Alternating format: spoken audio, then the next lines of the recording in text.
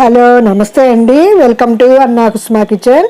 ఈరోజు మన కిచెన్లో చేయబోయే రెసిపీ అండి ఉల్లిపాయ నిల్వ పచ్చడి చూపించబోతున్నానండి. జనరల్గా ఆవకాయ నిల్వ పచ్చడి, టమాటా నిల్వ పచ్చడి చేస్తూ ఉంటాము. ఒకసారి రుచిగా ఉల్లిపాయ నిల్వ పచ్చడి చేసి చూడండి. అన్నంలో కలుపుకొని తింటే చాలా బాగుంటుంది. ఏ సీజన్లో అయినా కామన్గా ఉండే ఈ ఉల్లిపాయలతో టేస్టీ పచ్చడిని ఒకసారి చేయండి. చాలా అంటే చాలా బాగుంటుంది.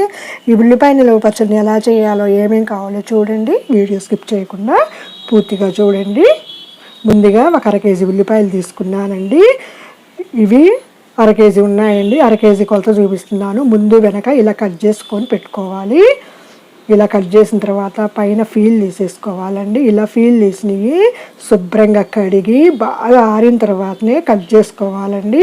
ఇది ఒక్క పాయింట్ గుర్తుపెట్టుకోండి, నిల్వ పచ్చడి కాబట్టి. చూడండి ఇంత సన్నగా కట్ చేసుకుని చింతపండు ఒక 50 గ్రాములు తీసుకున్నానండి. దీనిలో పుల్లలు విత్తనాలు తీసేసి సపరేట్ చేసుకొని శుభ్రం చేసుకొని ఉంచుదామండి.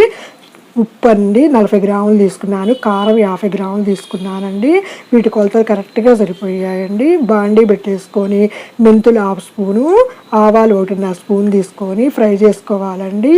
ఆవాలు కొంచెం చిటపటలాడిన తర్వాత మిక్సీ జార్లోకి వేసుకొని చల్లారిన తర్వాత మిక్సీ పెట్టుకోవాలండి. అదే బాండీలో ఒక 2 స్పూన్స్ ఆయిల్ వేసేసి వేడైన తర్వాత సన్నగా తరిగి పెట్టుకున్న ఉల్లిపాయలు తీసేసుకొని ఫ్రై చేసుకోవాలండి. కొంచెం సాల్ట్ వేసుకున్నానండి. 50 గ్రాముల సాల్ట్లోనే 1 స్పూన్ సాల్ట్ వేసుకున్నానండి. చూడండి ఇదంతా కూడా మిక్స్ అయ్యేటట్లుగా బాగా కలుపుకొని ఫ్రై చేసుకోవాలండి. హై టు మీడియం ఫ్లేమ్లో పెట్టుకొని అయినా ఫ్రై చేసుకోవచ్చండి. కొంచెం కలర్ మారితే చాలండి. చూడండి కొంచెం కలర్ మారింది. దాని తర్వాత చింతపండు తీసేసుకొని దీనిలోకి యాడ్ చేసుకోవాలండి.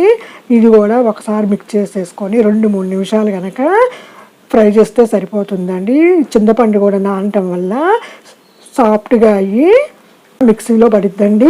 చూడండి ఇప్పుడు చల్లారిన తర్వాత మిక్సీ జార్లో వేసుకుందామండి. ఈ వెల్లుల్లి రెబ్బలండి ఒక 20 తీసుకొని యాడ్ చేసుకుంటున్నాను.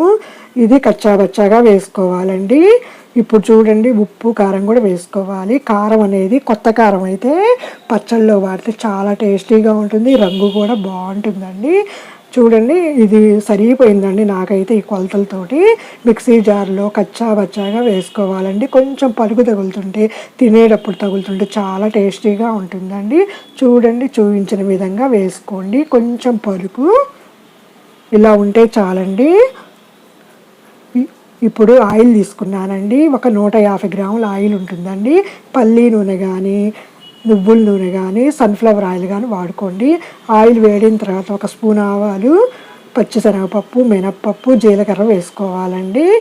పోపు దినుసులు ఇవన్నీ ఫ్రై అయిన తర్వాత కొంచెం ఇంగు వేసుకున్నానండి. ఒక 1/2 స్పూన్ వేసుకోవాలండి. ఇది కూడా ఇలా వేసి ఎండుమిర్చి 2 తుంచి వేసుకున్నానండి. ఆయిల్లో పచ్చడి వేసిన తర్వాత 5-6 నిమిషాలు కలుపుతూ ఫ్రై చేసుకోవాలండి. కొంచెం కరివేపాకు వేసుకున్నానండి ఒక గుప్పెడు. ఇలా ఫ్రై అయిన తర్వాత మిక్సీ పట్టుకున్న పచ్చడిని యాడ్ చేసుకోవాలండి. ఈ పచ్చడి వేసిన తర్వాత బాగా కలుపుతూ ఫ్రై చేసుకోవాలండి. చెమ్మంతా పోయే వరకు ఫ్రై చేసామంటే కనీసం 5-6 నిమిషాలు పడుతుందండి. ఇలా ఫ్రై చేయటం వల్ల ఈ పాయింట్ మాత్రం కంపల్సరీగా గుర్తుపెట్టుకోండి. ఆనియన్స్లో ఎక్కువగా చెమ్ము ఉంటుంది, దానివల్ల అది డ్రై అయిపోతే పచ్చడి అనేది నిల్వ ఎక్కువ ఉంటుందండి. 1 స్పూన్ పసుపు వేసేసి మిక్సీలో పట్టిన ఆవాలు మెంతి పొడిని కూడా వేసేసాను. నేను చివరికి కొంచెం 1 స్పూన్ ఉప్పు తగ్గినట్టుగా ఉంటే అది కూడా యాడ్ చేశానండి. ఈ స్టేజ్లో మీరు రుచి చూసుకొని చెక్ చేసుకొని ఏమైనా తగ్గితే యాడ్ చేసుకోవచ్చండి. ఇలా కలుపుతూ ఫ్రై చేయాలండి. ఇప్పుడు ఇలా చల్లారిన తర్వాత అయితే ఆయిల్ ఎక్కువ ఉన్నట్టు ఉంటుందండి. ఇప్పుడు అలానే ఉంటుంది. పచ్చడి కొంచెం ఒక రోజు నిల్వ ఉండి మరుసటి రోజు కల్లా ఆయిల్ అంతా తేలుతుందండి. కరెక్ట్గా సరిపోయిందండి. ఈ పచ్చడి ఫ్రిడ్జ్లో పెడితే 6 నెలల వరకు, బయట పెడితే నెల రోజుల వరకు పక్కాగా ఉంటుందండి. దోశ, ఇడ్లీ, రైస్లోకి చాలా బాగుంటుందండి. చాలా రుచిగా ఉంటుంది. ఒక్క చుక్క నెయ్యి వేసుకొని తిన్నారంటే చాలా బాగుంటుంది. ఈ వీడియో మీకు నచ్చినట్లయితే లైక్ చేయండి, కామెంట్ చేయండి, మీ ఫ్రెండ్స్ మీ ఫ్యామిలీ మెంబర్స్కు షేర్ చేయండి, సబ్స్క్రైబ్ చేసుకోండి. మరెన్నో వీడియోల కోసం పక్కనున్న బెల్ బటన్ ప్రెస్ చేయండి. Thank you for watching.